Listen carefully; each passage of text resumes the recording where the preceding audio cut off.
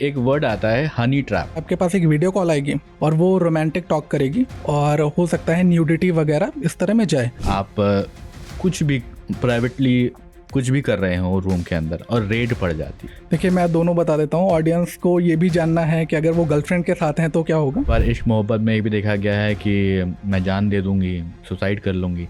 सबसे पहले जब भी वो बोले कि मैं जान दे दूंगी, इस चीज़ को आप रिकॉर्ड कर लो। एक हस्बैंड ने बहुत बड़ा मैसेज रिकॉर्ड किया, सुसाइड उसके बाद कर लिया। सुभाष के कोई लड़का या लड़की किसी को बार बार मैसेज करता है कि अगर आप रात को 11 बजे के बाद किसी लड़की को मैसेज करते हो और आप इतना भी लिख देते हो कि यू आर ब्यूटीफुल, मेरे पर साया आता है तो मैं मारपीट करता हूँ। शादी की जो फर्स्ट नाइट होती है तो वो अपना जाता है, तो वो जब जाके देखता है तो वो ऐसा देखता है कि बाल पूरे खुले हुए हैं, सिंदूर पूरा बह रहा है, आंखें दोनों निकली हुई हैं। पार्किंग को लेकर लड़ाई हो जाती है। देखिए अगर इस तरह का केस होता है, अगर आपका इवन एक्सीडेंट हो गया है तो ये चीज़ बिल्कुल आप याद रखो कि यू डोंट हैव टू से सॉरी। हस्बैंड और वाइफ दो लोग हैं जी, वाइफ का एक्स्ट्रा मैरिटल अफेयर है जी, और उनका बच्चा हो जाता है तो इस हस्बैंड को जी, उस बच्चे का ख्याल रखना पड़ेगा। जी, मतलब बहुत पहले ऐसा बोला गया है कि मर्द को दर्द नहीं होता, ये चीज थोड़ा सीरियस लेने लगे। लॉ हमारी बहुत सीरियस ले लिया, बट रियलिटी में मर्द को दर्द होता है। जी, आप मसाज पार्लर गए हो और मसाज पार्लर में रेड पड़ जाती है, आपको अरेस्ट किया जा सकता है? जी नहीं। अगर कोई वीड लेते हुए या फिर उसके साथ में कोई जा रहा है, वीड खरीद रहा है, लोगों को ऐसा लगता है कि भाई आप मेरे दोस्त हो, आप कंज्यूम कर रहे हो, मैं तो नहीं कर रहा, और आप मुझसे कहते हो कि चलते हैं, इनमें कुछ कहते हैं जैसे स्कोर करते हैं लोग कहते हैं, और मैं आपके साथ जा रहा हूँ और अगर पुलिस पकड़ लेती है तो मुझे भी इन्वेस्टिगेशन के लिए बुलाया जाएगा। थोड़ा तो होता ही है। तो नहीं, पहले ये बताइए, वकील झूठ बोलते हैं? वकील, हमारे देश में ऐसी कई सारी चीज़ें होती हैं जिसमें कानून की ज़रूरत पड़ती है। बहुत सारे लॉज हैं जिनको आप जानते ही नहीं हैं, लेकिन आपको उसके बारे में पता होना चाहिए। तो हमारे साथ इस वक्त सहयोग शर्मा हैं। सहयोग शर्मा, बहुत बहुत शुक्रिया हमारे साथ यहाँ पर वक्त देने के लिए। जी, thank you so much for inviting me in this podcast. और अभी जैसा आपने बताया कि बहुत सारे लॉज हैं, हमें पता नहीं होता, तो ये चीज़ मन में रखते हुए मैंने ये स्टार्ट किया था लीगल अवेयरनेस का, क्योंकि क्या फ़ायदा, लॉज आपके लिए हैं और आपको पता ना हो। और एक और चीज़ होती है कि कहीं ना कहीं, कभी ना कभी, हर कोई कहीं ना कहीं लॉ तोड़ रहा होता है। आप बाहर सिगरेट पी रहे हो पब्लिक प्लेस में, लॉ टूट रहा है, तो आप कहीं ना कहीं तो लॉ तोड़ ही रहे हो ना, तो आपको तो पता होना चाहिए। तो इसको लेके मैंने स्टार्ट किया था लीगल अवेयरनेस का, जिसमें मैं बताता हूँ रियल लाइफ जो हमें लॉस पता होना चाहिए। चलिए बिल्कुल, और वो हम यहाँ पर भी जानने की कोशिश करेंगे, क्योंकि देखिए आपके लिए बहुत इन्फॉर्मेटिव होने वाला है, इसलिए इसको एंड तक ज़रूर देखें, क्योंकि बहुत सारे ऐसे सवाल हैं जो आपकी ज़िंदगी में आप कहीं ना कहीं उससे कनेक्टेड रहते होंगे। तो सहयोग, आपने अभी बात करी सिगरेट को लेकर कि अगर आप बाहर सिगरेट पी रहे हैं तो लॉ टूट रहा है। ऐसे में बहुत सारे स्टूडेंट्स देखे होंगे, कॉलेज के जो स्टूडेंट्स आजकल नए नए जिनको शौक हुआ है कि स्मोक करना थोड़ा कूल लगता है, तो वो वीड वगैरह यूज़ करने लगे हैं। बिल्कुल भी नहीं करना चाहिए। साफ साफ हम यहाँ पर बता रहे हैं कि हम किसी तरह से प्रमोट भी नहीं कर रहे हैं इस चीज़ को, बिल्कुल भी ना करें जो लोग करते भी हैं। अगर कोई वीड लेते हुए या फिर उसके साथ में कोई जा रहा है, वीड खरीद रहा है, तो उसके लिए क्या लीगलिटीज़ हैं? जी, सबसे पहले मैं आपको ये समझाता हूँ कि इसका कौन सा एक्ट है जो अप्लाई होता है। तो इसका एनडीपीएस एक्ट है। एनडीपीएस का जो फुल फॉर्म होता है वो होता है narcotic drugs and psychotropic substance act 1985। अब इसमें ये चीज़ तो देखिए, बच्चे अगर वीड कंज्यूम कर रहे हैं तो बहुत ज़्यादा क्वांटिटी तो नहीं होगी, कमर्शियल क्वांटिटी तो नहीं होगी, तो स्मॉल क्वांटिटी होती है। अब इसके जो फैक्टर्स हैं वो ये हैं कि अगर आप कोई भी स्मॉल क्वांटिटी आप कंज्यूम कर रहे हो, प्रोड्यूस कर रहे हो, या आपके पास मिलती है, तो इस तरह में एज पर सेक्शन 2 सेक्शंस होते हैं जिनको साथ में पढ़ा जाता है, सेक्शन 8 और एंड 27B। इस हिसाब से आपको 6 महीने की सज़ा और 10,000 का फाइन भी हो सकता है। अगर आप और कितना ग्राम लेने पर भी है? ग्राम में आपको बताता हूँ। स्मॉल क्वांटिटी जो मेंशन्ड है वो ये है कि 1 ग्राम से लेके 1 किलो तक गांजा का है और 1 ग्राम से लेके 100 ग्राम तक चरस का है। तो ये एक स्मॉल क्वांटिटी होती है। इसके ऊपर कमर्शियल क्वांटिटी लग जाती हैं, उनका अलग पनिशमेंट है। बट बच्चों की अगर हम बात करते हैं तो वो स्मॉल क्वांटिटी में आते हैं और बेल बड़ी मुश्किल से मिलता है। तो आप देखिए, हम ये तो नहीं करेंगे, बट हाँ, सिगरेट, अल्कोहल लीगली तब भी सेफ है, अगर आपकी एज लिमिट है फिर भी सेफ है। बट वीड तो बिल्कुल भी नहीं लेनी चाहिए, not even a single quantity, small quantity बिल्कुल भी नहीं। तो अगर आप कॉलेज स्टूडेंट हैं तो बिल्कुल भी अगर आप ऐसा कर रहे हैं तो इसको छोड़ दीजिए। सेकंड थिंग इज कि लोगों को ऐसा लगता है कि भाई आप मेरे दोस्त हो, आप कंज्यूम कर रहे हो, मैं तो नहीं कर रहा, और आप मुझसे कहते हो कि चलते हैं, इनमें कुछ कहते हैं जैसे स्कोर करते हैं लोग कहते हैं, और मैं आपके साथ जा रहा हूँ, और अगर पुलिस पकड़ लेती है तो मुझे भी इन्वेस्टिगेशन के लिए बुलाया जाएगा। तो अगर आपके दोस्त भी ऐसे हैं तो आप मत जाओ, क्योंकि संगति का जो असर है वो होता है, और अगर पुलिस पकड़ लेती है तो संगति का असर थोड़ा दर्दनाक भी होता है। और अगर पुलिस पकड़ लेगी तो वो जो स्कोर करने गए थे फिर वो रन बनाना पुलिस शुरू कर देगी। हाँ बिल्कुल। सहयोग, आजकल बहुत सारे ऐसे केसेस देखने को मिल रहे हैं जो कि हस्बैंड वाइफ से कनेक्टेड हैं। बहुत सारे केसेस आए हैं जहाँ पर हस्बैंड प्रताड़ित है, बहुत सारे ऐसे केसेस आए हैं जहाँ पर वाइफ प्रताड़ित है, और ये नए नए जो जोड़े आ रहे हैं, कपल्स आ रहे हैं, उनके साथ हो रहा है। तो इसमें एक चीज़ और आती है, एक वर्ड आता है हनी ट्रैप। जी, ये कोई करता है, अगर हनी ट्रैप करता है तो इसके लिए क्या कानून है? देखिए सबसे पहले ये समझते हैं हनी ट्रैपिंग होती क्या। हाँ। तो रैंडम क्या होता है, आपके पास एक वीडियो कॉल आएगी और उसमें से जो भी सामने फीमेल होगी, फॉर मैन फीमेल होगी, और वो रोमांटिक टॉक करेगी, और हो सकता है न्यूडिटी वगैरह इस तरह में जाए, और अगर आप सेम चीज़ करते हो तो वो एक स्क्रीन रिकॉर्डिंग बना लेंगे या स्क्रीनशॉट ले लेंगे, फिर वो आपसे पैसे एक्सटॉर्ट करेंगे कि आप हमें इतने इतने पैसे दो, और फिर ब्लैकमेल भी करेंगे कि मैं आपकी वाइफ को भेज दूंगी, आपके पेरेंट्स को भेज दूंगी। तो ये जो एक्सटॉर्शन का एक तरीका है, इसको हनी ट्रैपिंग कहते हैं। अब इससे बचने का जो तरीका है वो ये होता है कि अगर आपके साथ ऐसा हो गया है, पहले हम लोग ये चलते हैं कि अगर हो गया है तो आप ऑनलाइन कंप्लेंट कर सकते हो, आप लोकल FIR भी कर सकते हो, और आप सारे एविडेंस खुद भी बना लो।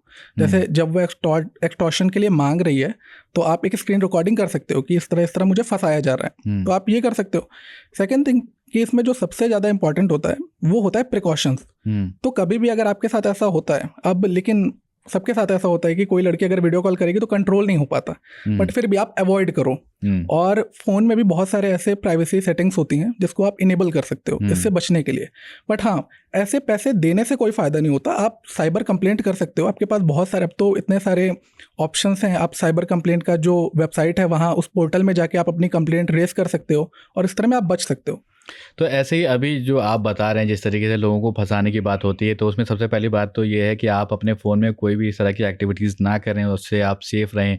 दूसरी चीज़ ये है कि अगर आप ऐसा करते हैं, क्योंकि अभी केस जिसके बारे में हम थोड़ी देर पहले जिक्र भी कर रहे थे कि एक केस आया है जहाँ पर जॉब ऑफर के नाम पर जिगोलो बनाने का ऑफर दे दिया जी, कि तुम्हें हम जिगोलो बनाएंगे। बच्चे तो बहुत जल्दी अट्रैक्ट हो जाते हैं। हाँ, और आपके पास जो है ये काम होगा, और आपको जाके एक मसाज किट मिलेगी, पूरा पैकेज बना के दे दिया उनको।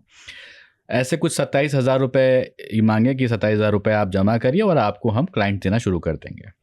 और इनके में ये भी होता है कि भाई इस तरह की चीज़ें हैं तो बच्चे पुलिस के पास तो नहीं ही जाएंगे। हाँ। वो तो एक चला गया जिसने FIR करा दी बिल्कुल, और ये स्कैम निकल के आया। हाँ। बट फिर भी आप बहुत सारे ऐसे होते हैं, इवन अगर आप इस तरह की वेबसाइट्स में भी जाते हैं तो एक आ जाता है सामने, एक पॉपअप हो जाता है मैसेज कि अब आपको डिजिटल आप अरेस्ट हो सकते हो, ये वो। तो ऐसा कुछ भी नहीं होता, कोई भी लीगैलिटी नहीं होती, ऐसा कुछ भी नहीं है। तो आप थोड़ा सेफ रहें, और वैसे भी इस तरह की जो वेबसाइट्स होती हैं इसमें ना जाएं, और अपने जो फ़ोन में इस तरह की जो प्राइवेसी की सेटिंग्स होती हैं इनको इनेबल करें।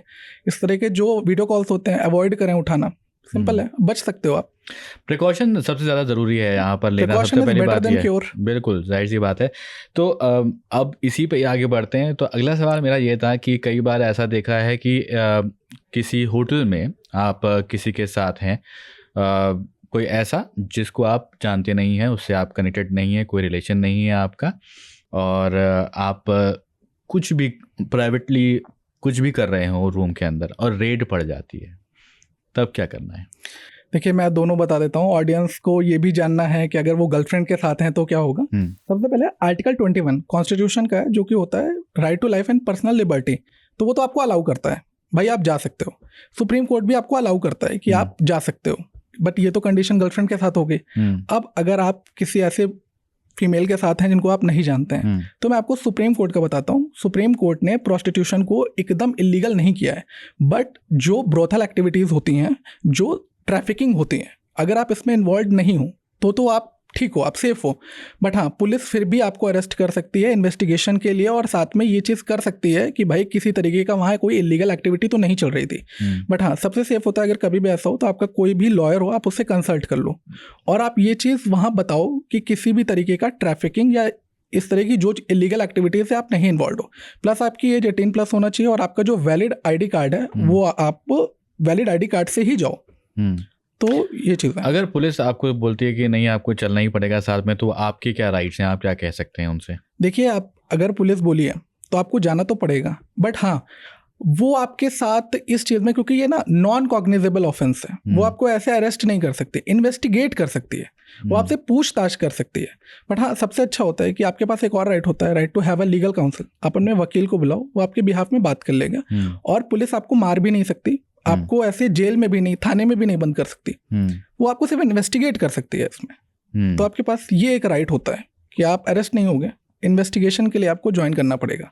और अगर आपकी गर्लफ्रेंड है तो आप साफ बोल सकते हो कि भाई मेरा पर्सनल लिबर्टी है, मेरा आईडी कार्ड वहाँ जमा है, एज मेरी 18 के ऊपर है, आप कैसे बोल रहे हो? तो ये आपके पास एक अधिकार होता है। लेकिन इंडिया में प्रोस्टिट्यूशन जो है वो पूरी तरह से इलीगल है। इलीगल जो प्रोस्टिट्यूशन है, देखिए सुप्रीम कोर्ट ने प्रोस्टिट्यूशन को कंप्लीटली इलीगल नहीं किया है। जो एक्टिविटीज होती हैं, जैसे जो ट्रैफिकिंग होती हैं, जैसे ब्रोथल एक्टिविटीज होती हैं, ये कंप्लीटली इलीगल है, क्योंकि सुप्रीम कोर्ट का खुद कहना है कि जो सेक्स वर्कर्स होती हैं उनकी भी डिग्निटी मेंटेन करनी चाहिए। तो ये एक चीज़ है। बट हाँ, अगर कोई ये कहे कि कंप्लीटली इलीगल है, अगर ऐसा आप करोगे तो आप तुरंत अरेस्ट हो जाओगे, तो ऐसा नहीं है, कोई इलीगल एक्टिविटी नहीं होनी चाहिए। मेरा कहने का मतलब यहाँ पर ये है कि आप कोई भी इलीगल तरीके से ये काम ना करें। अगर आप इसी से कनेक्टेड एक और सवाल यहाँ पर ये आता है कि अगर मान लीजिए गर्लफ्रेंड ही है आपकी, जिनको आप जानते हैं, काफ़ी टाइम से जानते हैं, 1 महीने 2 महीने 3 महीने से, लेकिन फिर भी वो आपको फंसाने का पूरा प्लान बनाया गया है, और उन्होंने, गर्लफ्रेंड ने किसी लड़के के ऊपर, या फिर इसी के उलट कि किसी लड़के ने गर्लफ्रेंड के ऊपर उसको गलत तरीके से फंसा दिया और FIR कर दी जाके गलत आरोपों के साथ, तो क्या करना है? देखिए, इंडिया में तो यही कॉमन है कि गर्लफ्रेंड ही FIR करती है, क्योंकि बॉयफ्रेंड जाएगा तो क्या बोलेगा, इतनी जल्दी FIR भी नहीं लिखती है, आदमियों की कम सुनी जाती है इस टाइम पे जो चल रहा है। बट ये बहुत कॉमन चल रहा है कि गर्लफ्रेंड FIR कर देती है, फेक एलिगेशंस लगा देती है। तो इस तरह में आपको कुछ स्टेप हैं जो लेने चाहिए। सबसे पहले, कभी भी आप डायरेक्ट पुलिस स्टेशन मत चले जाओ, पहले आप पता करो FIR हुई है कि नहीं हुई है, तो आपके ऊपर कौन कौन से जो चार्जेस हैं वो लगे हैं। फिर उसके बाद सेकेंड, आपके फ़ोन पे जो चैट्स होंगी आप उनके स्क्रीनशॉट ले सकते हो, मटेरियल्स होंगे वो आप सेव कर सकते हो, क्योंकि जब पुलिस आप जाओगे पुलिस स्टेशन, जब पुलिस आपको बुलाएगी तो आपका फ़ोन भी सीज कर लेगी, फिर आपके पास कुछ एविडेंस नहीं होगा, फ़ोन तो आपका सीज हो गया है।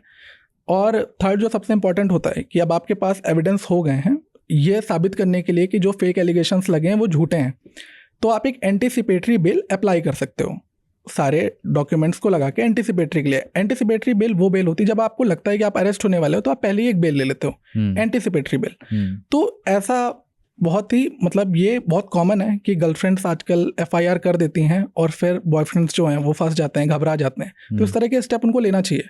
सबसे इंपॉर्टेंट होता है कि फ़ोन के जितने भी आप बैकअप ले सकते हो वो ले लो, फ़ोन सीज हो जाता है, आपके पास कुछ एविडेंस नहीं बचेंगे।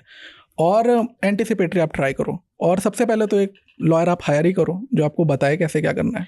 अच्छा, कपल के केसेस में अगर देखें तो कई बार प्राइवेट फ़ोटोज़ भी एक्सचेंज होती हैं जी। और अब तो AI का ज़माना है कि अगर एक्सचेंज भी नहीं हो रही हैं तब भी लोग फेक वीडियो बना देते हैं, फेक फ़ोटोज़ बना देते हैं, और प्राइवेट पार्ट्स के साथ वो फ़ोटोज़ आ जाती हैं। उसके बाद ब्लैकमेलिंग शुरू हो जाती है। ये कपल में लड़के और लड़की दोनों के हिसाब से ही बात कर रहा हूँ मैं। तो इस केस में क्या करना चाहिए अगर कोई किसी को ब्लैकमेल कर रहा है? जी, देखिए, सबसे पहले तो FIR ही सबसे अच्छा ऑप्शन होता है। आपके जो भी नियरेस्ट या जो भी आपका पास में जो भी पुलिस स्टेशन, आप वहाँ जाके FIR करा दो। सेकंड, जो साइबर कंप्लेंट होती है, क्योंकि आप जब भी ना आप टेक्नोलॉजी से जुड़ते हो तो IT एक्ट लग जाता है, तो आप साइबर कंप्लेंट भी कर सकते हो इस तरह के सिचुएशंस में।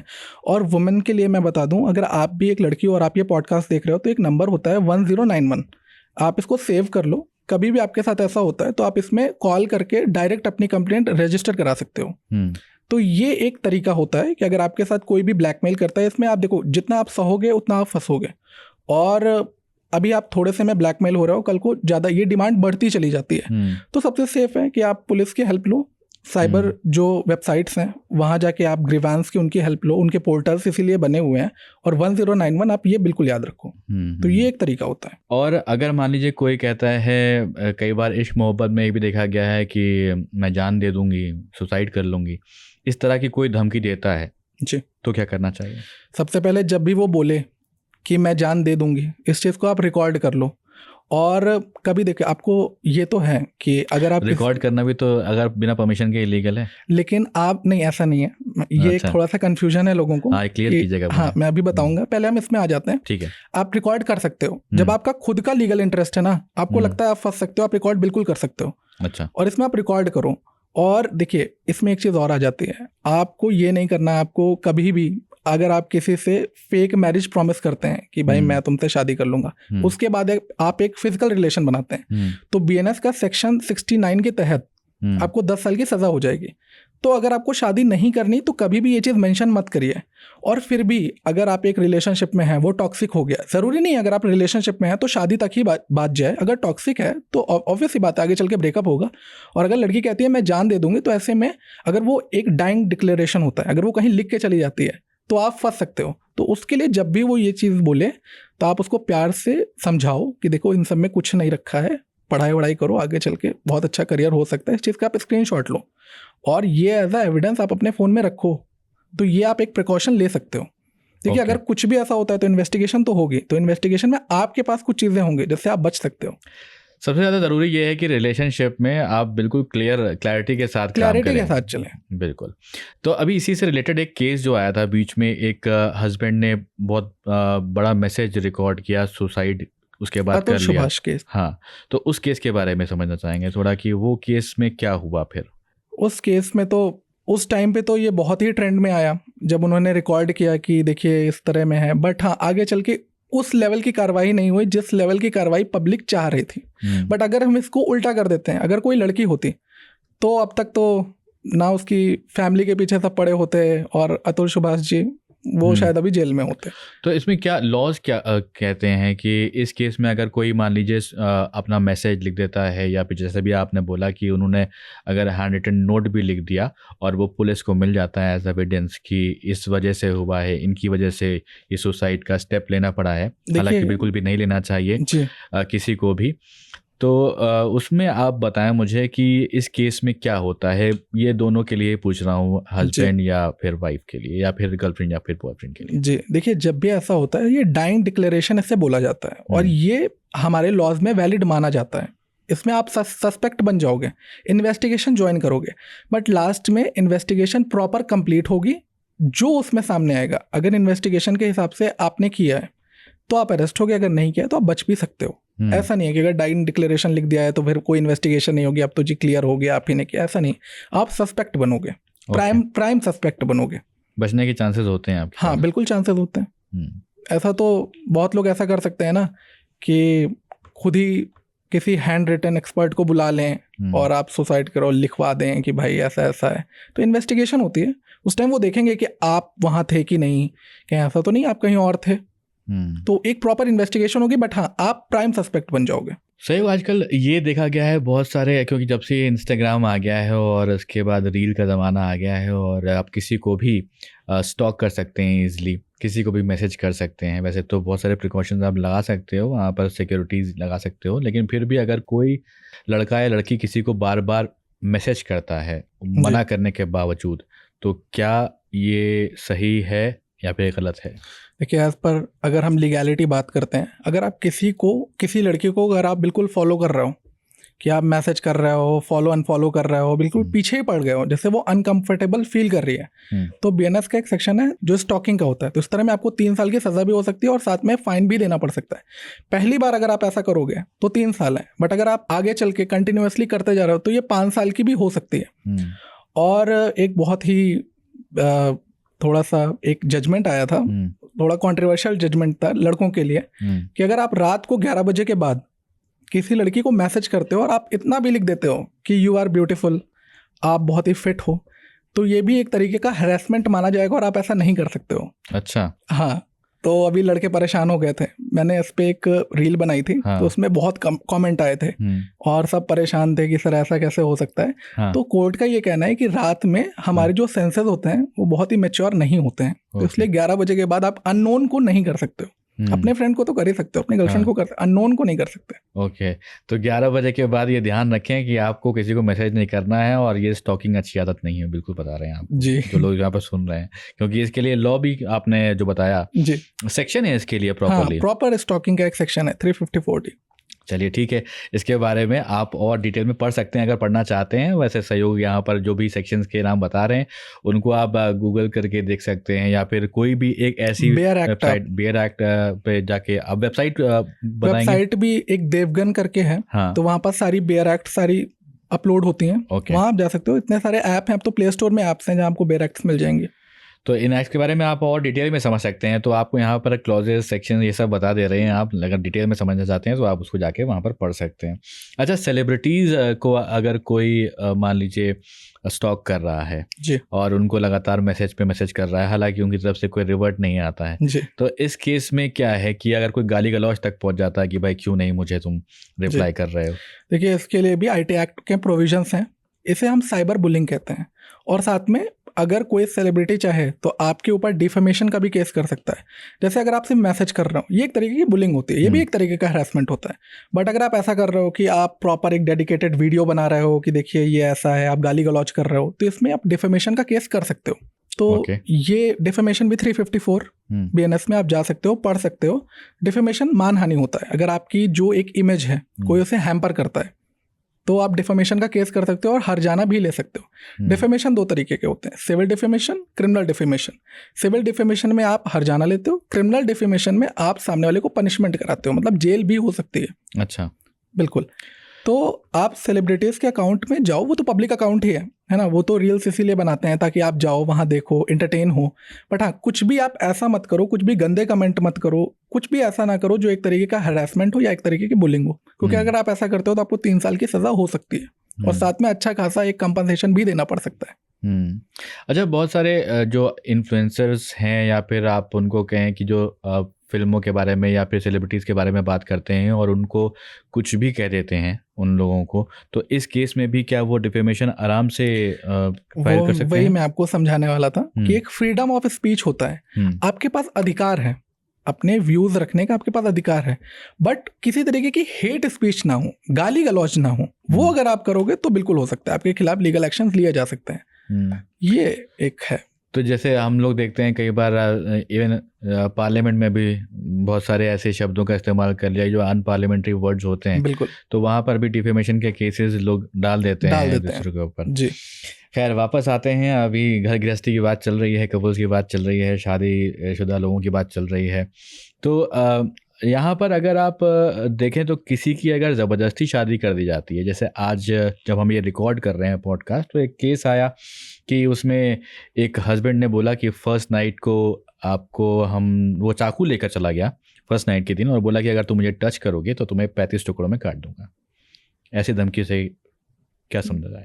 ये तो बहुत ही गलत है। मेरा सवाल सहयोग यहाँ पर ये है कि अगर कोई ऐसी धमकी देता है, इवन शादी हो गई है, मतलब घर वाले चाहते थे कि शादी हो जाए लेकिन आप नहीं चाहते थे कि आप कहीं और प्यार करते थे, आप शादी करना नहीं चाहते थे, ज़बरदस्ती आपसे शादी करा दी गई, तो इस केस में क्या करना चाहिए?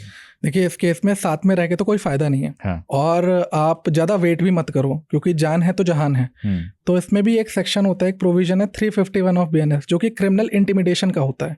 अगर आप किसी को डरा के, धमका के या किसी को थ्रेट देते हो तो ये क्रिमिनल इंटिमिडेशन आता है। अगर आपके साथ ऐसा हो रहा है तो आप तुरंत पुलिस के पास जाएं और हेल्प लें। और अगर इस केस में तो सबसे पहले आप पुलिस के पास भी जाएं, हेल्प भी लें, और सबसे पहले क्रूएलिटी का एक ग्राउंड के तहत आप डिवोर्स भी दे दें। इसमें ज़्यादा वेट मत करें आप। ओके जी। तो ये दोनों के ही हिसाब से ये कपल में अगर कोई भी केस में हो रहा है। अच्छा, एक चीज़ आपसे जब मैं डिस्कस कर रहा था उसमें पैरानॉर्मल एक्टिविटीज़ के बारे में भी कर रहा था जी। तो अगर उसमें एक ऐसा केस आया जैसा आप जिक्र कर रहे थे उसमें कि कपल था, उसमें एक बोलता है कि मेरे पर साया आता है तो मैं मारपीट करता हूँ, तो वो केस के बारे में थोड़ा बताएं मुझे, और क्या उस केस में क्या कर सकते हैं? जी, देखिए, ये तो एक रियल केस था, मेरे पास ही आया था। वो एक बंदा था, तो उसकी नई शादी हुई थी और बड़ी ऑर्थोडॉक्स फैमिली थी कि ज़बरदस्ती शादी करा दी है, कहीं कोई लव मैरिज नहीं, आपको अरेंज मैरिज ही है, यही आपकी पार्टनर होगी। लेकिन वो बड़ा एक्साइटेड था, वो कह रहा था भाई मैं अभी तक सिंगल हूँ, बढ़िया है, शादी हो गई। शादी की जो फर्स्ट नाइट होती है तो वो अपना जाता है, रूम पे जाता है, तो वो अपना प्रिपेयर रहता है कि क्या करना है, कैसे करना है। लेकिन जो उसकी जो पार्टनर होती है, उसकी जो वाइफ होती है, तो वो कह देती है कि मुझे अभी वॉशरूम जाना है। कह देता है आप जा सकते हो, कोई दिक्कत नहीं। जब वो वॉशरूम जाती है तो दरवाज़ा खुला रहता है, थोड़ा सा खुला रहता है। वो देखता है शावर चल रहा है, आधे घंटे हो गए, 45 मिनट हो गया, 1 घंटे हो गए, तो उसको लगता है कुछ शायद प्रॉब्लम है।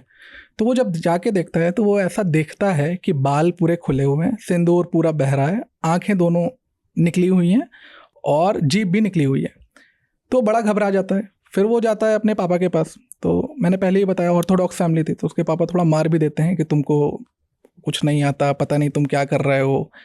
और बाद में ऐसा होता है कि उसकी जो वाइफ होती है वो ऐसा पोर्ट्रे करती है, मतलब अपने जो इन लॉज होते हैं उनसे बताती है कि ये मुझ पे ध्यान नहीं देते, इनका कहीं और चक्कर चल रहा है। जबकि वो ऐसा भी करती है कि वो सो रहा होता है तो चाय भी फेंक देती है और तुरंत बोल देती है कि मेरे पे तो पैर मंजुलिका जो आपने कैरेक्टर देखा था, उस टाइप का कैरेक्टर का वो बिहेव करती है। जी, तो मैंने उसको ये बताया था कि अगर आपके साथ ऐसा हो रहा है तो आप कैमरा इंस्टॉल कर लो, एक काइंड ऑफ स्टिंग ऑपरेशन भी कर सकते हो। ये केस आपके पास आया था? जी, ठीक है। तो वो मेरे पास आया था, तो मैंने उसको ये एडवाइस किया था कि अगर ऐसा हो रहा है तो फ़ोन की रिकॉर्डिंग ऑन रखो।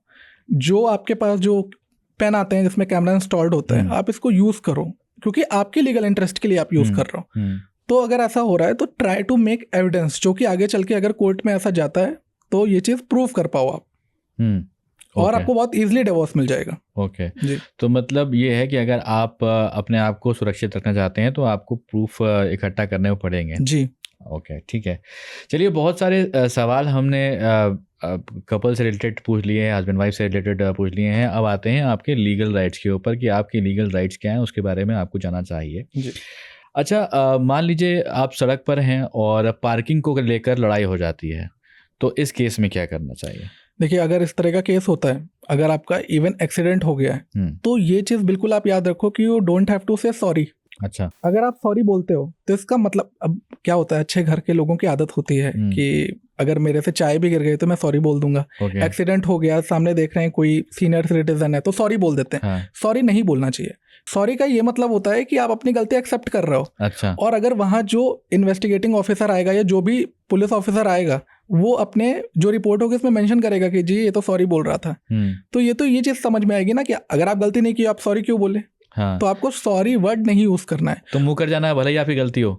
हाँ, मतलब उस टाइम पे सॉरी तो नहीं बोलना है। अच्छा। क्योंकि आप सॉरी बोलोगे, क्योंकि देखिए अगर एक्सीडेंट होता है तो आपको भी तो नहीं पता ना कि आपकी गलती है, या हो सकता है कार के कोई पार्ट की गलती हो।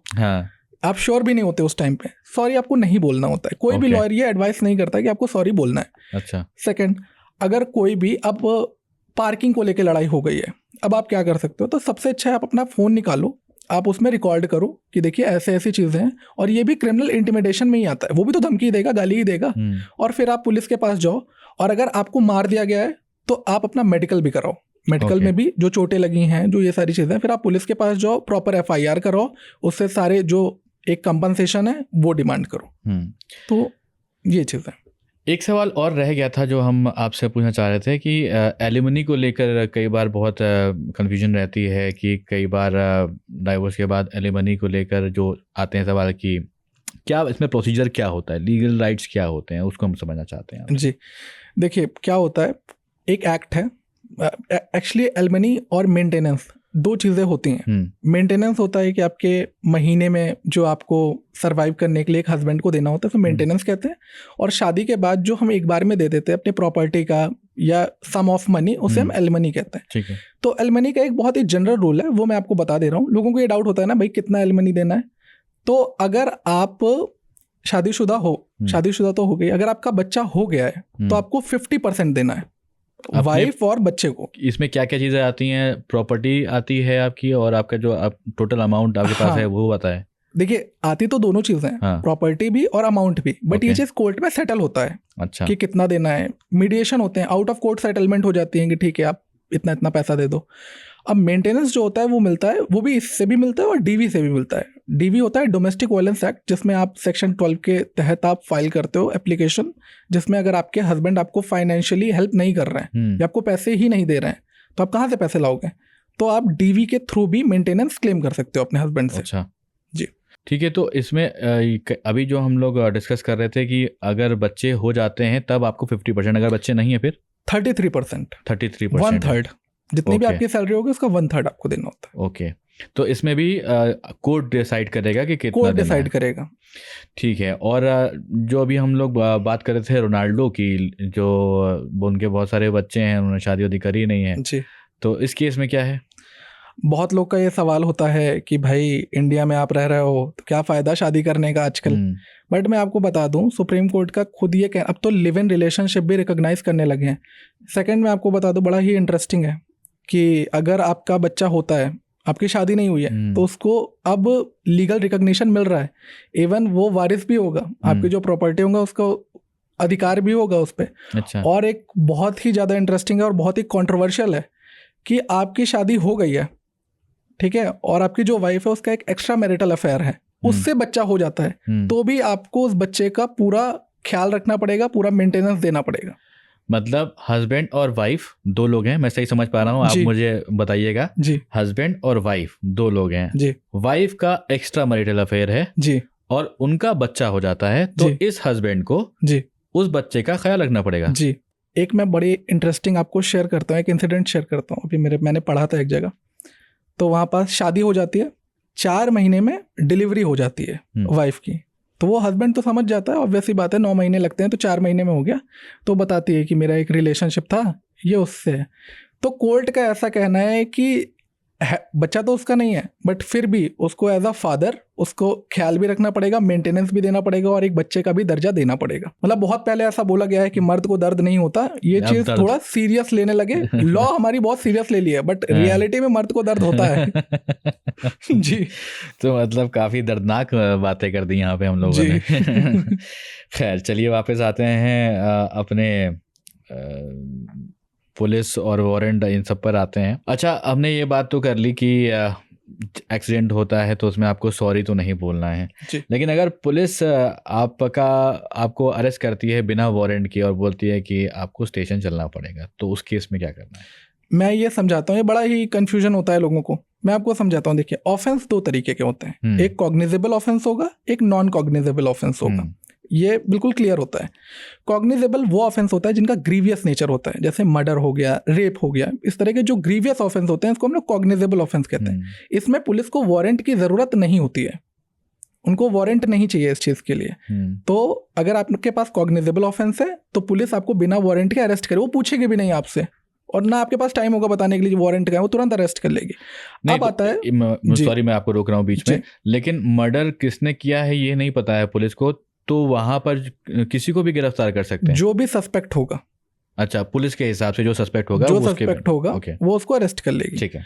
सेकंड कि अब एक नॉन कॉग्निजेबल ऑफेंस होता है जिनका ग्रीवियस नेचर नहीं होता, जैसे डिफेमेशन हो गया, पब्लिक न्यूसेंस हो गया। इनका डिफेमेशन जो जैसे डिफेमेशन है, पब्लिक न्यूसेंस, इनका ग्रीवियस नेचर नहीं है। इसके लिए मजिस्ट्रेट कोर्ट की परमिशन लगती है, आप बिना वारंट के अरेस्ट नहीं कर सकते हो। तो अगर आपके साथ कोई नॉन कॉग्निजेबल ऑफेंस में आप इन्वॉल्व हो और पुलिस आती है बिना वारंट के, तो आप उनसे बोल सकते हो कि आप पहले वारंट लेके आओ, फिर आप अंदर आना। और अगर आप एक फीमेल हो तो अगर वहाँ फीमेल ऑफिसर नहीं है तो आप उनको मना भी कर सकते हो कि अंदर तो आप चले मत आना। और उसमें सनसेट का भी एक कुछ केस होता है, अरेस्ट का होता है। वो अरेस्ट का होता है कि आप सनराइज के पहले और सनसेट के बाद अरेस्ट नहीं कर सकते किसी भी फीमेल को। अच्छा, अगर हम पुलिस हमको अरेस्ट कर लेती है, हम पुलिस स्टेशन चले जाते हैं, अब वहाँ पर वो भी जो भी बात हो रही है तो उसको हम रिकॉर्ड करना चाहते हैं, जी कर सकते हैं? बिल्कुल कर सकते हो। आप क्या नहीं रिकॉर्ड कर सकते, आप तब नहीं रिकॉर्ड, जैसे मिलिट्री के जो कन्वर्सेशंस हैं ये सब आप रिकॉर्ड नहीं कर सकते, ऐसे आप जाके रिकॉर्ड नहीं कर सकते। बट अगर आपका खुद का कोई लीगल बेनिफिट है, अगर आप फंस रहे हो किसी चीज में या आपको ये लगता है कि भाई ये चीज रिकॉर्ड करना जरूरी है मेरी सेफ्टी के लिए, फिर आप रिकॉर्ड कर सकते हो। कई सारे हमने वीडियोस भी देखे हैं जो वायरल होते हैं, उसमें कई बार सड़क पर भी पुलिस से बहस करते हुए लोग दिख जाते हैं और उस चीज की रिकॉर्डिंग करते हैं। जी, ये आप रिकॉर्ड कर सकते हो क्योंकि आपका लीगल बेनिफिट है ना उसमें।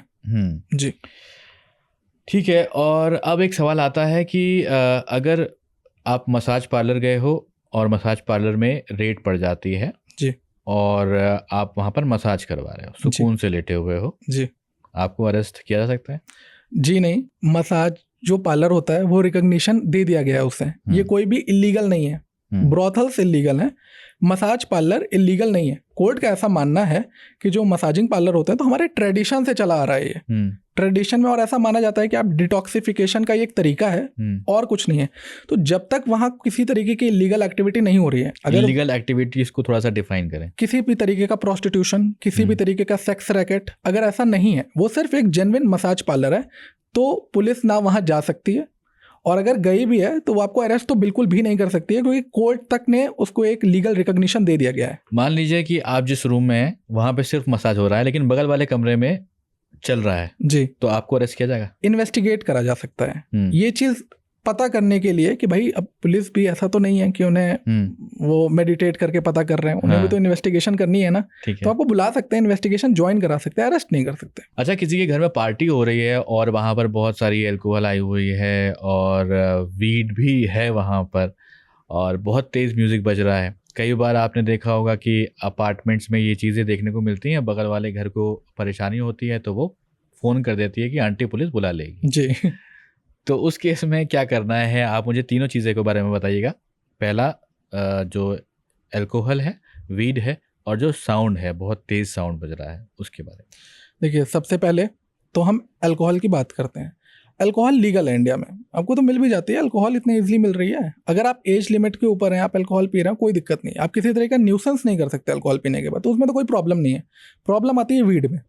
अब वीड में एक सिचुएशन आती है, कुछ लोग ऐसे हैं जो कंज्यूम करते हैं, कुछ दोस्त ऐसे होते हैं जो कंज्यूम नहीं करते हैं। तो इसमें क्या हो सकता है, जो प्रोड्यूस कर रहे हैं, जिनके पास है, जो कंज्यूम कर रहे हैं, ऐसे जो लोग भी होते हैं, वो तो पुलिस उनको ले जाएगी, इन्वेस्टिगेशन के लिए तो उठा ले जाएगी, और प्लस उनको भी ले जा सकती है जो कंज्यूम नहीं कर रहे हैं, उस पार्टी में थे, क्योंकि मैंने आपको शुरुआत में ये बताया था कि संगति का असर होता है। But the fact is, court का ऐसा मानना है कि अगर आपके पास नहीं है और आपको नॉलेज भी नहीं है कि वहाँ पास ऐसा ऐसा वीड है, तो आप बच जाओगे। तो ये होता है। और अगर आप गाने तेज बजा रहे हो, तो अगर आप रात को भी गाना बजाते हो तो बिल्कुल है, पुलिस आएगी, हो सकता है आपको कंपनसेशंस देना पड़ जाए। अगर आप कंटिन्यूअसली बजा रहे हो, आपको बंद तो करना ही पड़ेगा, आप बदतमीजी करोगे तो आप अरेस्ट भी हो सकते हो। साउंड के लिए लॉ क्या कहता है? क्योंकि कई बार आप इवन लोगों की खुशियाँ होती हैं, लोग शादी बारात में बहुत लाउड म्यूज़िक बजाते हैं, बजाइए, लेकिन मेरे ख्याल से आस पड़ोस वालों का ध्यान भी रखना चाहिए, क्योंकि मैंने कई बार देखा है इस चीज़ को, इवन मैंने महसूस किया हुआ है। मैं अपनी मैं जहाँ पे रहता हूँ, बाहर रोड से अगर बारात निकल रही है, इतना लाउड म्यूज़िक होता है कि मेरे घर के कांच हिलते हैं, पूरे शिवर करने लगते हैं, पूरा घर में वाइब्रेशन में फील होती है। और इवन लगता है कि अगर आपके घर में कोई बुजुर्ग हो या कुछ हो तो उसको तो मुझे लगता है कि हार्ट अटैक जैसा चीज़ें सिचुएशन भी हो जाएगा। तो इस केस में अगर मान लीजिए ये 11-12 बजे के वक्त ये चीज़ हो रही है और लाउड म्यूजिक आपके घर के बाहर बज रहा है, तो अगर आप कंप्लेंट करते हैं तो इसमें क्या कार्रवाई होती है? इसमें तो सबसे पहले आपको एक हैवी फाइन पे करना होता है। और अगर आप कंटिन्यूअसली, मतलब आप रुक ही नहीं रहो, पहली बार आपने नहीं किया है, बार बार ऐसा हो रहा है, तो फिर आप अरेस्ट भी हो सकते हो। बट हाँ, मेजरली तो आपको फाइन ही देना पड़ता है। पेनल्टीज ही इतनी ज़्यादा होती हैं कि एक बार आप दे दोगे तो अगली बार आप कह दोगे भाई आप नहीं बजाना। और अगर फाइन देने के बाद फिर बजाने लगे, फिर अगर आप कंटिन्यूअसली ऐसा कर रहे हो तो फिर आपको पुलिस उठा भी ले जाएगी। अच्छा जी। तो दूल्हा जो है जेल में होगा अगर जिस डीजे में। तो ये बहुत ज़्यादा ज़रूरी है। अगर आप अपने आस पड़ोस के लोगों का थोड़ा सा ध्यान रखिए, अगर बारात ले भी जा रहे हैं, खुशी मनाइए, ज़रूर मनाइए, लेकिन जो लाउड म्यूज़िक होती है, जो डीजेज होते हैं, बहुत ज़्यादा लोगों को परेशान करते हैं, उससे थोड़ा बच कर रहिए। देखिए, मैं एक चीज़ ऐड करना चाहूँगा, मेरे पास इनबॉक्स में बहुत सारे ऐसे मैसेजेस आते हैं कि सर मेरा दोस्त है, वो दारू पी के तमाशा करता है, सोसाइटी में गार्ड्स आ जाते हैं, तो मैं ऐसा क्या करूँ। तो बीएनएस में भी एक प्रोविज़न होता है जिसमें ये है कि अगर आप पुलिस के पास कंप्लेंट इस चीज़ की करते हो कि मेरा जो दोस्त है ये इस तरह बदतमीजी कर रहा है दारू पीने के बाद, तो उसे 24 घंटे के लिए अरेस्ट और 1000 रुपए का फाइन भी देना पड़ सकता है। तो अगर आपका कोई भी दोस्त है जो इस तरह करता है तो उसके साथ आप ये वीडियो ज़रूर शेयर कर सकते हैं, पॉडकास्ट शेयर कर सकते हैं, और उससे भी लीगली अवेयर करें और आप भी लीगली अवेयर हो। अच्छा, हम किसी से फ़ोन पर बात कर रहे हैं, उससे फ़ोन पर बहस हो गई और उसकी जो कॉल रिकॉर्डिंग है हमने कर ली, तो ये करना सही है? हम कर सकते हैं, किसी की भी कॉल रिकॉर्ड करी जा सकती है? देखिए, अगर आप एक सेकंड पार्टी हो, मतलब आपने मुझे कॉल किया तो आप फर्स्ट पार्टी हो गए, मैं सेकंड पार्टी हो गया, तो मैं कॉल रिकॉर्ड कर सकता हूँ। अगर मैं एक थर्ड पार्टी हूँ तो मैं टैप नहीं कर सकता कॉल। अच्छा। हाँ, मैं एज अ थर्ड पार्टी में रिकॉर्ड नहीं कर सकता, सेकंड पार्टी में रिकॉर्ड कर सकता हूँ, और जिसमें से मेरा खुद का एक लीगल बेनिफिट होना चाहिए, तब मैं रिकॉर्ड कर सकता हूँ, बिल्कुल कर सकता हूँ इसमें। अच्छा, किसी की फेक आईडी बनाना किसी के नाम से, मैंने आपके नाम से बना ली, तो ये जुर्म है? ये मैं सब चीज़ों के लिए पूछ रहा हूँ, कोई सी आईडी, इंस्टाग्राम आईडी इवन की बात कर रहा हूँ, ये क्राइम है? आइडेंटिटी फ्रॉड कहते हैं इसे, ये भी एक तरीके का साइबर क्राइम ही होता है, और अगर आप ऐसा करते हो तो आपको 3 से 5 साल की सज़ा हो सकती है। ये गुनाह है। अच्छा। मतलब आप इस तरह नहीं कर सकते ना। आप मेरा अकाउंट बना लिया, ठीक है, मेरे नाम से, अब लोगों को लग रहा है तो संयोग शर्मा है, और आप जाके वहाँ लीगल फीस चार्ज कर रहे हो, मैं 10,000 रुपये लेता हूँ, मुझे इतना पेटीएम करो, और लोग आपको दे दिए, नाम पे दे दिए, तो ये भी तो आइडेंटिटी फ्रॉड हो गया, बहुत बड़ा फ्रॉड हो गया। तो अगर ऐसा होता है और कंप्लेंट हो जाती है और अगर आप पकड़ जाते हो 3 साल के लिए, तो आप जाओगे अंदर। तो ऐसे अगर आप हंसी मजाक में भी आप ये सब मत करें, स्पेशली लड़कियों को लेके तो बहुत बनती है। मैं अभी इंस्टाग्राम चलाता हूँ, मेरे जो फ्रेंड्स हैं वो एक स्टोरी लगा देती है ना कि इस अकाउंट को आप ब्लॉक करो, रिपोर्ट करो, तो ये आइडेंटिटी फ्रॉड कहते हैं इसे। ओके जी। तो ये तो एक तो हो गया कि आप लॉ के हिसाब से गलत कर रहे हो, और दूसरी चीज़ ये है कि आप जो मोरली भी आप गलत कर रहे हो, ये आपको नहीं करना चाहिए। अच्छा, व्हीकल्स को लेकर कई बार बहुत सारे हमने झगड़े देखे हैं होते हुए। तो कई बार देखा है जब पुलिस चेकिंग कर रही होती है तो पुलिस आपको हाथ देती है, आप बाइक पे हो, आपको रोकती है और आपकी चाबी निकाल लेती है। जी। ये कर सकते हैं पुलिस?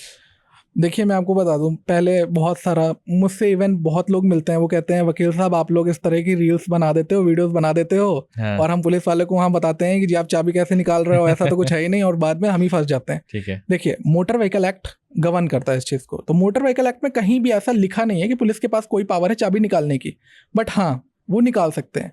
अब आप कोई बहुत ही बड़े क्रिमिनल हो और आपकी वो गाड़ी रुकवा दे, तो आप तो भागोगे ही ना वहाँ से, तो क्या ऑप्शन है, चाबी निकाल सकते हैं। इस तरह के जो कंडीशन होते हैं, अब आपने बहुत ही दारू वारू पी रखी है, रास्ते से आप एक्सीडेंट करते चले आ रहे हो, तो पुलिस वाले चाबी निकाल सकते हैं। तो ये एक एक्सेप्शन है कि अगर आप किसी भी तरीके के क्रिमिनल एक्टिविटी कर रहे हो, या आप इस तरह में आप फरार चल रहे हो और आपको ऐसे पकड़ लिया गया, तो चाबी निकाल सकते हैं।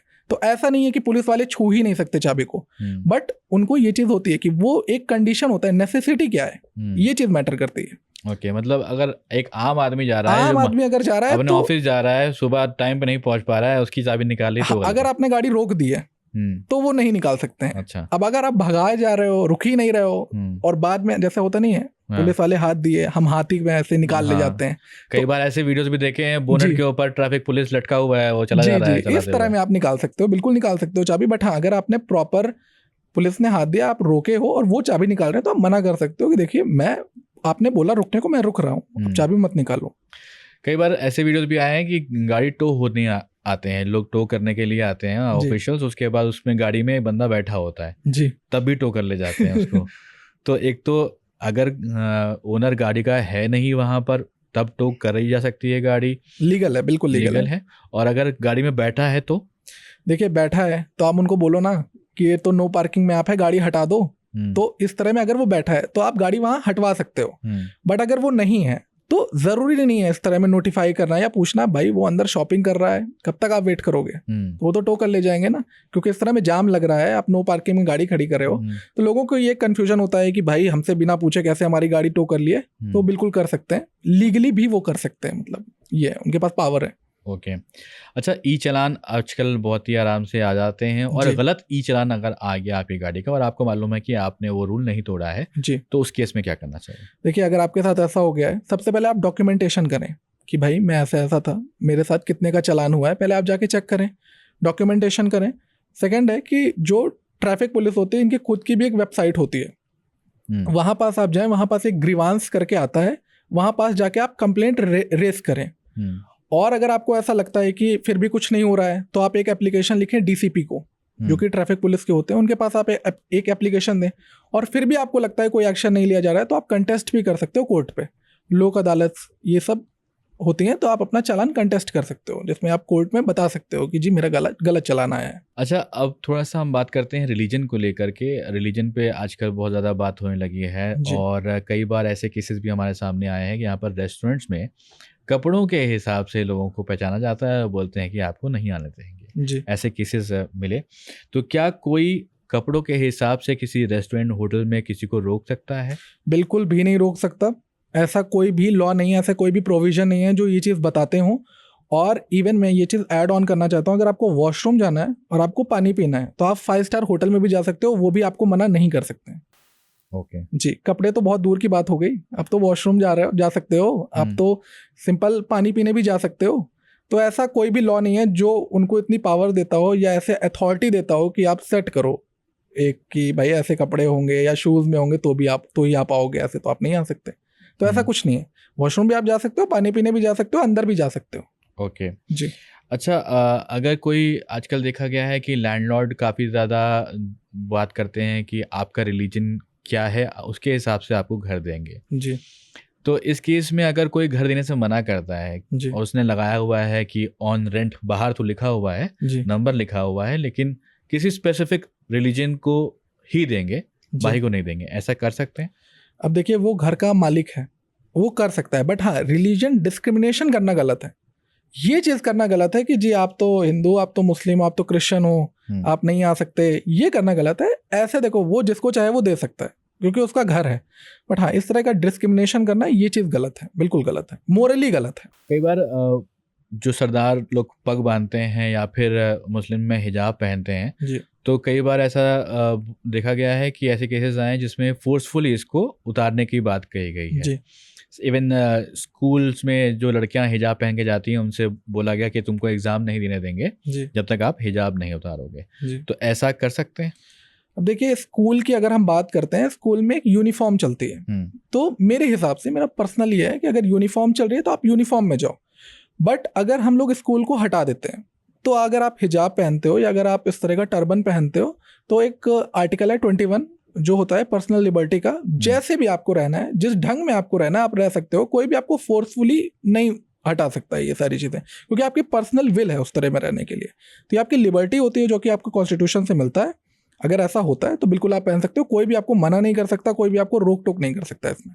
ओके, ठीक है जी। अब बात करते हैं, आजकल किसी फ्रेंड ने अगर उधार ले लिया है हमसे जी, और वो पैसे वापस नहीं कर रहा है, क्या करना चाहिए? तो बड़ा कॉमन हो गया है और लोगों को एक कन्फ्यूजन होती है कि भाई अगर हम कोर्ट कचहरी जाएंगे तो 3 साल लग जाएंगे, पैसे तो मिलना नहीं है, तो लोग ऐसे भूल भी जाते हैं। बट सबसे पहले मैं आपको बताता हूँ, एक एग्जाम्पल से शेयर करते हैं। आपने मुझे उधार दिया और मैंने कह दिया, मैंने भाई मैं आपको बाद में दे दूंगा, और मैं ऐसा करता चला जा रहा हूँ, तो आप मेरी कितने टाइम के अंदर कंप्लेंट कर सकते हो, मतलब कितने टाइम के अंदर आप मेरे पे केस कर सकते हो? तो इसका जो लिमिटेशन पीरियड है वो 3 साल है। 3 साल के अंदर आप कर दो, नहीं तो फिर आपको कोर्ट के सामने प्रूव करना पड़ेगा कि इतना लेट क्यों किया। सबसे बेस्ट है 3 साल के अंदर आप केस कर दो। सेकंड है, एक सीपीसी का ऑर्डर 37 है जो कि होता है मनी रिकवरी सूट। ये एक फास्ट ट्रैक प्रोसीजर है, इसमें बहुत जल्दी आपका पैसा रिकवर हो जाएगा। तो आप इससे मतलब इस पर्टिकुलर प्रोविजन के थ्रू कोर्ट जाओ, मतलब मनी रिकवरी सूट वाले ही कोर्ट में आपको जाना है। और अब ये होता है कि भाई मैंने तो कैश में दिया था और मैं तो आपको कह रहा हूँ मैंने लौटा दिया, इस तरह की सिचुएशन आ सकती है। तो आप हमेशा उससे बात करो, भाई मेरा पैसा कब लौटा लोगे? जो मैंने कैश दिया था आपको 51,000 रुपये, तो कहेगा भाई मैं लौटा दूंगा। तो उसका रिकॉर्डिंग बना लो, आपके पास एविडेंस हो जाएगा कि देखो तुमने कॉल रिकॉर्डिंग में ही बोला अभी पैसा नहीं है। तो जब आप कोर्ट में जाओगे ना तो आपके पास रिकॉर्डिंग होगी, और फास्ट ट्रैक प्रोसीजर पे जाओगे तो इतना टाइम नहीं लगेगा। और सबसे बेस्ट ऑप्शन होता है, ये सारी चीज़ें तो कोर्ट कचहरी की हो गई। आपका अगर कोई फ्रेंड है एडवोकेट है, आप उससे बोलो कि भाई एक लीगल नोटिस भेज दो। अब लीगल नोटिस में वो ये नहीं लिखेगा कि 51,000 रुपये वापस कर दो, वो कहेगा भाई 51,000 रुपये, मेरी खुद की फीस 50,000 रुपये और साथ में मेंटल हैरेसमेंट का 5 लाख रुपए, ये आपको देना है, नहीं हम आपके ऊपर केस कर देंगे, 15 दिन के अंदर का टाइम है। तो कहता है भाई ये तो बहुत बड़ा बिल बन गया है, इससे अच्छा 51,000 वापस ही कर देते हैं। तो बहुत सारे ऐसे केसेस आते हैं जिसमें लीगल नोटिस में ही काम हो जाता है। अच्छा। तो आपको पहला स्टेप लीगल नोटिस का लेना है, फिर भी अगर नहीं हो रहा है तो आप मनी रिकवरी सूट पे जा सकते हो। अच्छा, ऐसे ही अगर मान लीजिए किसी ने कैश में लिया उधार जी, और उसके बाद वो अगले दिन से ही मुकर गया, जी, क्या करेंगे? कोई आपके सामने अगर वो मुकर ही रहा है, अब अभी हम तो एडवोकेट ही है ना, थोड़ा तो झूठ का सहारा लेना ही पड़ेगा। तो आपको ही बोलना है, ये आपने एक्सेप्ट कर लिया है कि वकील झूठ बोलते हैं। अब सामने वाला अगर कर रहा है तो थोड़ा तो होता ही है। तो नहीं, पहले ये बताइए, वकील झूठ बोलते हैं? वकील तब झूठ बोलते हैं अगर बात सच्चाई की है। ये बहुत ही खतरनाक स्टेटमेंट है जी। आपको बचाने के लिए मैं झूठ बोल सकता हूँ। अच्छा। ताकि आपको इंसाफ मिले। अच्छा। अपने फायदे के लिए नहीं बोलते। अच्छा। ये भी कोई झूठ नहीं है। ठीक है। हाँ, तो अगर आपके साथ ऐसा होता है कि वो मुकर गया कि जी हमने तो पैसे लिए ही नहीं कैश, आप भी बोलो कि भाई मेरा दोस्त था जिसने देखा है कैश लेते हुए आपको। हाँ। ये भी आप कर सकते हो। वो झूठ बोल रहा है तो आप भी तो बोल सकते हो, वो दोस्त भी तो कह सकता है हाँ भाई, उससे बोल दो भाई मैं आधा दे दूंगा, कहेगा हाँ भाई मैं देखा हूँ तुम्हें कैश लेते हुए। ठीक है, इस तरह आप कर लो। अच्छा, तो आपके पास हर चीज का इलाज है? हाँ जी, मोस्ट ऑफ द मोस्ट का। चलिए ठीक है, अब आगे बढ़ते हैं और अब इसमें समझते हैं कि किसी ने किसी कंपनी से लोन लिया है, उधारी वाली बात चल रही है। लोन लिया है, अब क्या है कि लोन वापस नहीं हो पा रहा है, कुछ प्रॉब्लम्स आ गई हैं। वो अभी तक ईएमआईज़ भर रहा था, लेकिन अब वो नहीं भर पा रहा है। उसने थोड़ा-सा टाइम माँगा है, वो चाहे वो क्रेडिट कार्ड की बात करें या फिर नॉर्मली पर्सनल लोन की बात करें, किसी बैंक से, किसी ऑर्गेनाइज़ेशन से लिया हुआ है। तो अब जब लोन रीपे नहीं कर पाता है, तो अब धमकियाँ आना शुरू हो गई हैं। जी। उस वक़्त क्या करना चाहिए? देखिए, पहले तो हमारा जो सुप्रीम कोर्ट है और इवन हाई कोर्ट्स का बहुत बार ऐसा हुआ है कि आप इस तरह फोर्स नहीं कर सकते हो। वो एक इनके एजेंट होते हैं ना, रिकवरी एजेंट। तो ये लोग क्या करते हैं, हरास करते हैं। इवन आपके गेट में भी चले जाएंगे, हाँ। आपको ऐसे कॉलर वॉलर भी पकड़ लेंगे। लेकिन जो कोर्ट्स का ये कहना है कि आप ये सब नहीं कर सकते। इवन आप आस पड़ोस के जो आपका नेबरहुड है, आप उनको भी नहीं बता सकते कि जी इस तरह का पैसा ले रखा है ये। मतलब अच्छा। ये होता है, आपको बताना है कि यू हैव टू पे। स्ट्रिक्टली आप वो बोल सकते हैं, बट हाँ, किसी भी तरह का कोअर्जन, किसी तरीके का दबाव, किसी तरीके के गाली गलौज या किसी तरीके की हिंसा, वॉयलेंस, वो नहीं कर सकते हैं। ओके, ठीक है। और अगर आपको मेंटली हरास कर रहे हैं, फ़ोन कर रहे हैं, तो इस केस में क्या करना चाहिए? इस केस में आप कंप्लेन करो, क्योंकि भाई पुलिस स्टेशन पे आप कंप्लेंट करो, क्योंकि खुद तो कोर्ट का यही कहना है ना कि आप नहीं कर सकते हो। तो कोर्ट का तो वो एक्सेप्ट नहीं कर रहे हैं, मतलब कोर्ट को तो वो ओबे नहीं कर रहे हैं, तो मतलब वो गलत कर रहे हैं। तो आप पुलिस स्टेशन जाओ कि जी ऐसा ऐसा कर रहे हैं। अच्छा, इसमें दूसरे पक्ष की तरफ चलते हैं। मान लीजिए बैंक को बहुत ज़्यादा प्रॉब्लम हो रही है, उसकी वजह से लॉसेस हो रहे हैं। जो भी लोन उन्होंने लिया है, जिस भी एक्स पर्सन ने लोन लिया है, अब वो रीपे नहीं कर पा रहे हैं। इसमें उनकी तो बात कर ली हमने, लेकिन अब ऑर्गेनाइजेशन के हिसाब से अगर देखें तो उसका तो लॉस हो रहा है, उसको क्या करना चाहिए? तो इस तरह के केसेस में वो आउट ऑफ कोर्ट सेटलमेंट कर लेते हैं। बहुत तरीके के सेटलमेंट हो जाते हैं, और नहीं तो वो आपको डिफॉल्ट घोषित कर देते हैं और फिर आपके ऊपर अलग से कार्रवाई चलने लगती हैं। तो ये होता है। बट हाँ, जो सबसे इम्पोर्टेंट है वो ये है कि ये जो रिकवरी एजेंट होते हैं ये बड़ा गलत करते हैं, और इतने सारे लॉज होने के बावजूद भी ये समझते नहीं है। बड़ा कॉमन है, अभी तो इंडिया में तो बहुत कॉमन चल रहा है। बट हाँ, उनको ये समझना चाहिए कि अगर सुप्रीम कोर्ट और हाई कोर्ट ने ऐसा बोला है तो वो उनके जो इंस्ट्रक्शन है उनको फॉलो करे, ओबे करे। सही होगा। अच्छा, अब ये बताइए मुझे कि कौन से ऐसे बेसिक कानून हैं जो भारत में रहने वाले हर एक सिटीजन को पता होने चाहिए? देखिए, सबसे पहले supreme law, constitution of India, जिसमें आपके अधिकार लिखे होते हैं, आपके राइट्स सारे मेंशन्ड होते हैं। तो अगर आप एक जिम्मेदार सिटीजन है तो कॉन्स्टिट्यूशन तो आप कम से कम पढ़ सकते हो। उसके बाद अगर मैं आपको बताऊं तो अगर आप किसी कंपनी में काम करते हो तो आपको कंपनीज लॉ आप पढ़ सकते हो। अगर आप देखिए, मोटर व्हीकल एक्ट आप पढ़ सकते हो, आपको पता तो होगा ना। और साथ में आपको अपडेटेड भी रहना होता है कि चालान कितने का हो गया है। हर टाइम तो आप एडवोकेट्स को फ़ोन नहीं कर सकते, आपको खुद भी लीगली अवेयर रहना है। और साथ में आपकी सैलरी टाइम से नहीं आ रही तो आप वेज कोड पढ़ सकते हो। और देखिए, अब तो आईपीसी ये सब हटके बीएनएस हो गया, बीएनएसएस हो गया, ये आप अवॉइड कर सकते हो। ये एडवोकेट्स के लिए ठीक है, उनके लिए ठीक है। बट हाँ, कॉन्स्टिट्यूशन और जो भी आप कर रहे हो उसको लेके जो पर्टिकुलर लॉज हैं, आप इंटरनेट आजकल इतना चल रहा है, आईटी एक्ट आप पढ़ सकते हो, तो आपको पता होगा कि सही क्या है, गलत क्या है, साइबर क्राइम कैसे हो सकते हैं, कितने तरीके के हो सकते हैं। तो ये सारी चीज़ें आप पढ़ सकते हो खुद भी, और बहुत ही टफ नहीं होता, कोई रॉकेट साइंस नहीं, आपको इजीली समझ में आ जाएगी। अच्छा, अभी तक आपने बहुत सारे केसेस भी हैंडल कर लिए होंगे, तो कोई इंटरेस्टिंग केस जिसके बारे में आप बताना चाह रहे हो? जी, मैं एक केस था जिसमें ऐसा हुआ था कि एकदम रियल लाइफ सिनेरियो हो गया था कि भाई मेरे में एक साया आती है और उसने मारने की कोशिश की थी, मुझे तो कुछ याद ही नहीं है। जैसे मंजूलिका में, भूल भुलैया में। तो इसमें क्या हुआ कि एक टीम थी एडवोकेट्स की, तो कह रही ये कैसे प्रूव करते हैं कोर्ट में कि पैरानॉर्मल होता है कि नहीं।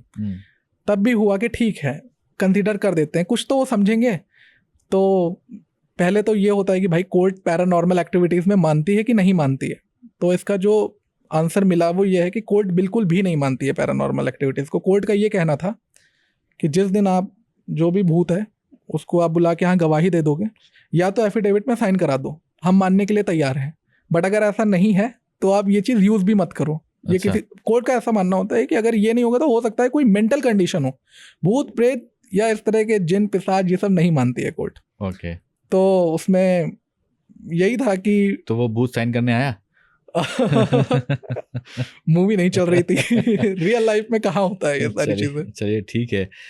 तो अब एक बहुत सारे सवाल रियल लाइफ और रियल लाइफ से जुड़े हुए होते हैं, उसके बारे में भी आपसे समझते हैं। अच्छा, जजेस को माय लॉर्ड कह के बुलाना होता है? देखिए, जो बार काउंसिल हैं, जो हमारे बार रूल्स हैं, उसमें ये चीज़ होता है कि आपको रिस्पेक्टेड चीज़ें बोलनी है, आपको एक रिस्पेक्ट शो करना होता है, और आप माय लॉर्ड, योर लॉर्डशिप, ये चीज़ें बोलते हो। और मैंने तो ये भी देखा है, स्पेशली जो ईस्टर्न यूपी के कोर्ट्स हैं वहाँ माई बाप भी बोलते हैं, जैसे जनाब भी बोलते हैं, तो ये भी होता है। बट हाँ, फिर भी माय लॉर्ड आप यूज़ कर सकते हो, योर लॉर्डशिप आप यूज़ कर सकते हो। जी। और गीता पे हाथ रख के कसम खाते हैं? जी, गीता पे अब तो आदमी इतना झूठ बोलने लगा है कि अब गीता भी साइड कर दी गई है। तो वहाँ नॉर्मली एक ओथ होती है कि मैं जो भी बोलूँगा सच कहूँगा, सच के सिवा कुछ भी नहीं कहूँगा। बट हाँ, गीता अब इतना कॉमन नहीं है। अच्छा, फिल्मों में जो हम कोट्स देखते हैं और एक्चुअल में जो कोट्स होते हैं, उसमें क्या डिफरेंसेस आपको नज़र आते हैं मोटे तौर पर? ये जमीन आसमान का फ़र्क एक तो समझ में आता है। पहली चीज़ है, कोर्ट इतने पॉश नहीं होते हैं जब तक कि कोर्ट दिल्ली के ना हो। देखिए, यूपी के भी कोर्ट्स हैं, बिहार में कोर्ट्स हैं, बड़ी ख़राब हालत है। पंखा चल रहा है तो आवाज़ आती है पंखे की प्रॉपर। मूवीज़ में ये सब कहाँ दिखाते हैं? और ऐसा दिखाते हैं मूवीज़ में, तो ये दिखाते हैं कि पहले आगे जा रहे हैं, बोल रहे हैं, फिर पीछे आके बैठ रहे हैं, फिर वो बोल रहे हैं। ऐसा नहीं होता। आप तो आजकल इतनी सारी रिकॉर्डिंग आ ही रही है कोर्ट के, आप तो देख रहे हो। और पहली चीज़ है, कोर्ट के पास इतना टाइम नहीं होता कि वो प्रॉपर आपको सुन रहा है, सारी चीज़ें बहुत कम टाइम होता है, और तारीखें इसीलिए लंबी मिलती हैं। तो रियल वर्सेस रियलिटी होती है, जैसे आप मूवीज़ में देखते हो ऐसा नहीं होता है। बट फिर भी मैं आपको बता दूं, अगर इंफ्रास्ट्रक्चर की मैं बात करूं, तो जो दिल्ली हाई कोर्ट है, सुप्रीम कोर्ट है, मूवी में भी इतना अच्छा नहीं दिखाते जितना वो रियल लाइफ में अच्छे हैं इन टर्म्स ऑफ इंफ्रास्ट्रक्चर। तो वैसा है। और नॉर्मल तो कोर्ट आप खुद भी अपने जो भी जिस शहर में आप रहते हो, आप चले जाओ, आपको कुछ समझ में आ जाएगा कि मूवी में कैसा दिखाते हैं, रियल में कैसा होता है। अच्छा, सही हो गया। बहुत सारे एडवर्टीजमेंट होते हैं जो बहुत सारे दावे करते हैं कि ये करोगे तो ये हो जाएगा, ये करोगे तो ये हो जाएगा। ऐसा कोई केस आपको याद आ रहा हो? जी, इसका एक केस था। आप रेड बुल का एग्जांपल ले लो। तो रेड बुल अपना, उसकी एक थीम लाइन थी, it gives you a wing. तो एक आदमी था, वो बहुत पिया और वो वेट कर रहा था कि कब विंग निकले तो मैं उड़ूं। अब वो विंग कैसे आएंगी? तो उसने क्रॉस केस कर दिया कि भाई आप इस तरह थीम बोल रहे हो बट आ नहीं रही है विंग, क्या है ये? तो जिसमें उनको हर्जाना भी देना पड़ा था, और बाद में उन्होंने विंग्स की स्पेलिंग भी चेंज कर दी थी। अगर आप देखोगे तो WINGS नहीं होता है, WIII कर दिया है उन्होंने, इस चीज़ को मद्देनज़र रखते हुए। और बहुत सारे ऐसे ब्रांड हैं, तो आप उसमें देखोगे तो उसमें ऐसा वो लोग लिख देते हैं कि भाई हमारी जो थीम लाइन है, रियल में इसका कोई मतलब नहीं है, आप ये मत सोचो कि ये रियल है। जैसे रियल जूस है, वो लोग लिख देते हैं ना कि नाम पे मत जाओ, वो सिर्फ नाम है। तो अब ये सब मेंशन करने लगे हैं। हर चीज़ डिस्क्लेमर के साथ आती है, तो यहाँ पर भी हम डिस्क्लेमर दे देते हैं कि जो भी इन्फॉर्मेशन है वो सब सहयोग जी की है जी। हमारी इसमें कोई हाथ नहीं है। ठीक है सहयोग, थैंक यू सो मच हमें वक्त देने के लिए यहाँ पर। और आपके अगर बहुत सारे कोई कमेंट्स हों तो ज़रूर वो बताइएगा हमें, क्योंकि हम चाहेंगे कि सहयोग उन कमेंट्स को पढ़ें, और अगर लगता है कि उनको जवाब देना है तो वो कमेंट में भी जवाब दे सकते हैं, और हम कोशिश करेंगे कि फिर से बुलाएं आपको और एक सीरीज़ हम करें यहाँ पर, आपके साथ पूरे कानून को डिटेल में समझा जाए, क्योंकि जो बेसिक राइट्स हैं आपके वो तो आपको मालूम ही होना चाहिए। फिलहाल इस पॉडकास्ट में इतना ही, मिलते हैं आपसे नेक्स्ट पॉडकास्ट में। Thank you so much for watching, have a great day ahead, bye bye.